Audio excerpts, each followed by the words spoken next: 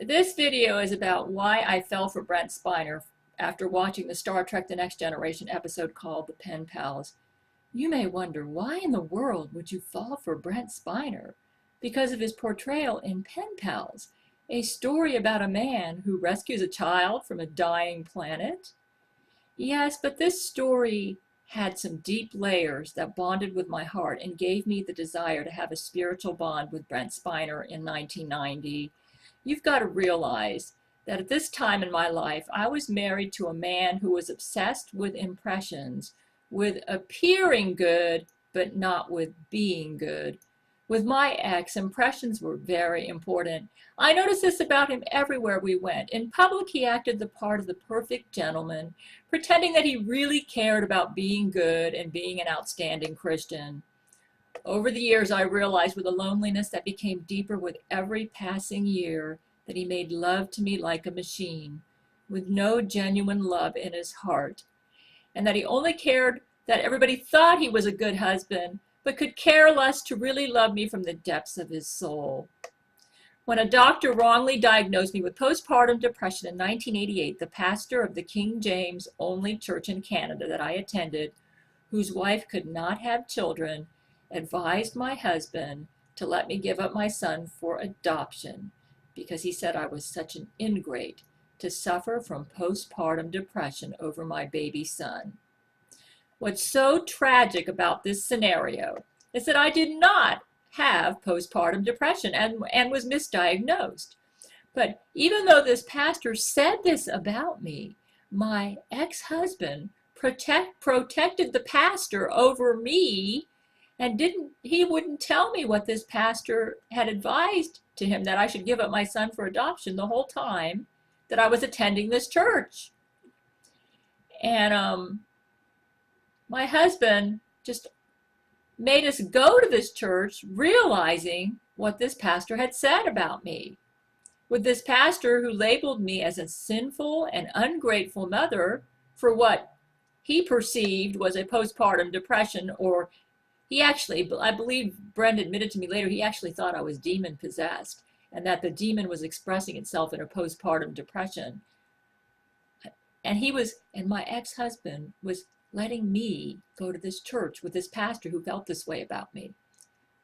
When we moved to Miami and my ex confessed to me what this pastor had advised him, not realizing the damage he had done to our marriage by this confession, he didn't realize that when he made this confession to me, my respect for him went way down as a husband. I was now beginning to realize, deep in my heart, even though outwardly I said he was a good husband to people, deep in my heart, he was really starting to lose my respect. I was now beginning to realize that I was married to a man who did not genuinely love me, but only loved his reputation as a good Christian, that impressions mattered to him more than being a genuine, loving, and caring husband to me. He would not leave that church because it was the only one that had his King James only doctrine, even when attending that church betrayed his love for me. In other words, he loved his reputation more than he loved me. And I noticed that this became the pattern throughout our entire marriage. I never saw him read his Bible. He was incapable of leading the family in devotions. He didn't have any spiritual depths. The dream spiritual leader that I longed for in my 20s as a single girl, to have someone like that for my husband, was not to be found in my ex-husband. And this devastated my spirit, so that I longed for a genuine and authentic spiritual companion. Around 1989, only 4 years into my marriage, my heart was lonely, though at this stage in my life, I didn't have the courage to admit this even to myself. Yes, sometimes you can be more lonely as a married person than as a single person. You see, because of my Christian convictions, I felt I was stuck for life with a man who did not understand the spiritual depths in my soul and whose only obsession was to manipulate me to maintain his spiritual performance in regular church attendance with no genuine spirituality in it. That's why I was so devastated when the Paramount Studios worker that I was writing along with Brent in 1990 and 1991 cut me off in May 1991 after I'd sent him a form letter trying to figure out who was calling me on the phone and saying with deepest longings, "I want to rape you."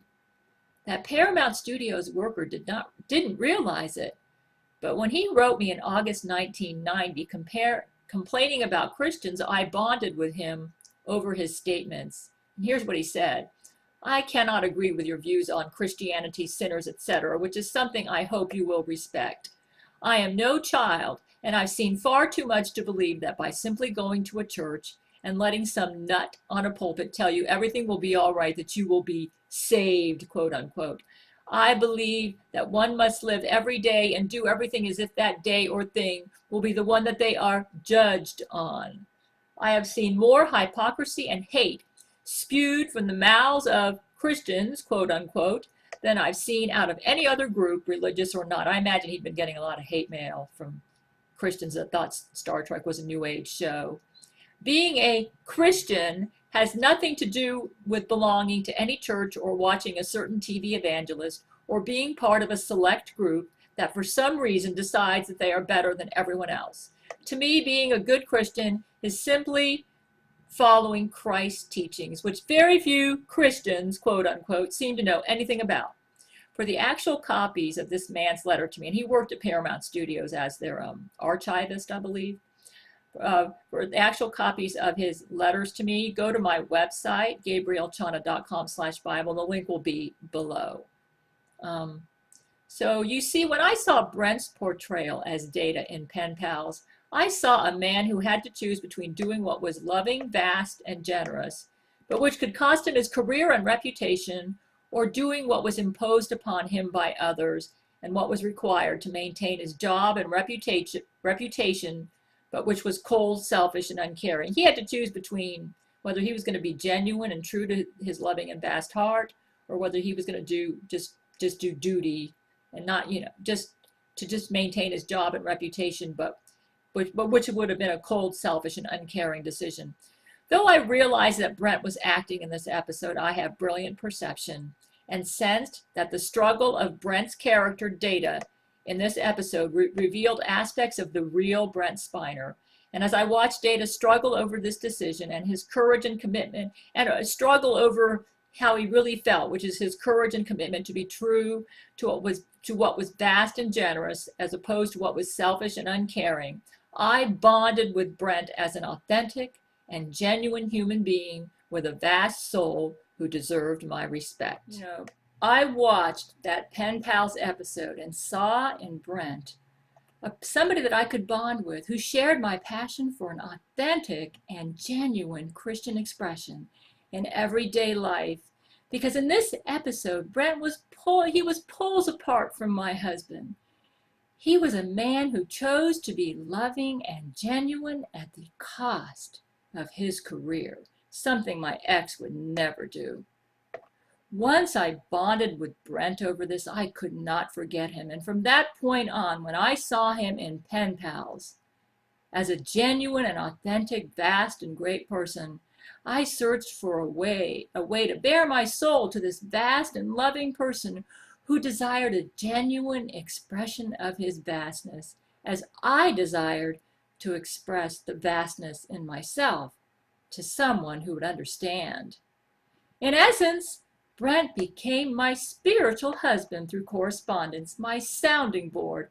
So it mattered not to me so much that he would answer, but that he would listen to all my longings for a genuine and authentic spiritual expression. I was very lonely, married to somebody who was total opposite of who I was. My husband was incapable of understanding this, and I needed someone who shared my passion for authenticity, somebody that I could bare my soul to, naked and vulnerable, someone who I could admit my struggles to and who would understand this and respect it. And I could even admit what I thought were my spiritual weaknesses and even my forbidden longings to this Brent in my letters to him. In essence, I made him my spiritual husband to make up for the one that I did not have. And I also started sharing with him a lot of my forbidden feelings, because that just made me feel so good. Because deep in my heart, I really believe that tolerance was better than rigidity, though a lot of the King James only pastors of the churches that I were going to were preaching a very rigid message.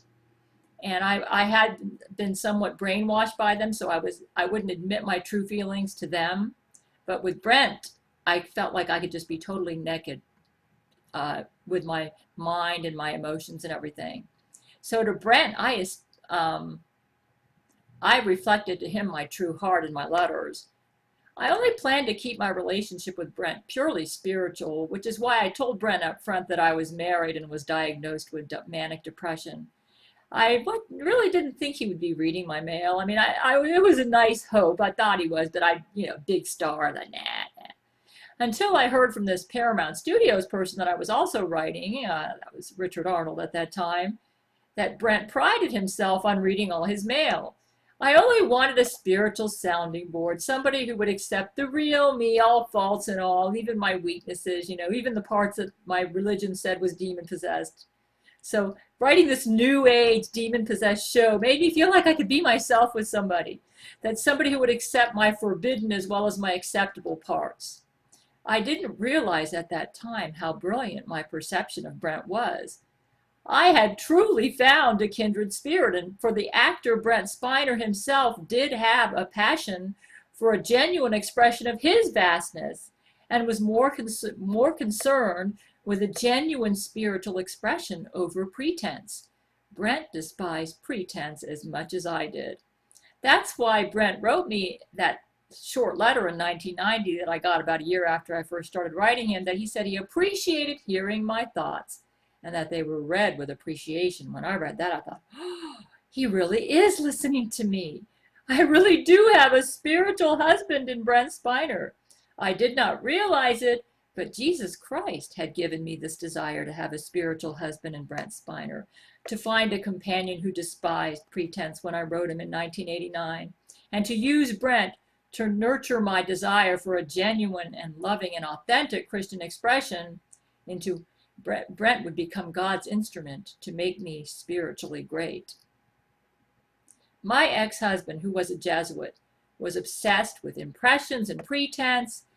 And so once I learned that Brent adored the real me and shared my passion for authenticity, and I kind of figured this out from reading his letter, that my husband, who was a Jesuit, even though I didn't know it, me and my husband, we grew further and further apart, so that by the time of our divorce in 2001, we were already totally divorced in spirit at that time.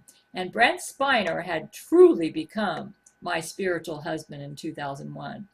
The Jesuit order over the centuries has always been obsessed with pretense, with appearing to be more spiritual and good than they really are. I mean, when you look at the internet presence on Lori McBride, Zach Knight, what you read and see there is not what these people are really like. Even worse, they cover their hatred and intolerance towards those who oppose or expose their desire for political power with a spiritual performance that is totally divorced from what they or who they really are. Like the Pharisees and Sadducees in the Bible, they only care about their reputation, not their character, who they really are. Because Zach Knight, as the Jesuit leader and the Antichrist, is a big fake and spiritual pretender, I could never bond with him emotionally or spiritually in any way and would disdain him as a lover. Zach is obsessed with pretense just like my ex. I would never desire to return to that lonely and barren marital expression, or even out of marital expression with any man. What I have now with Brent is so genuine and authentic. Why would I desire to return to that spiritual desert with somebody like Zach Knight when I now have the mountaintops with Brent Spiner?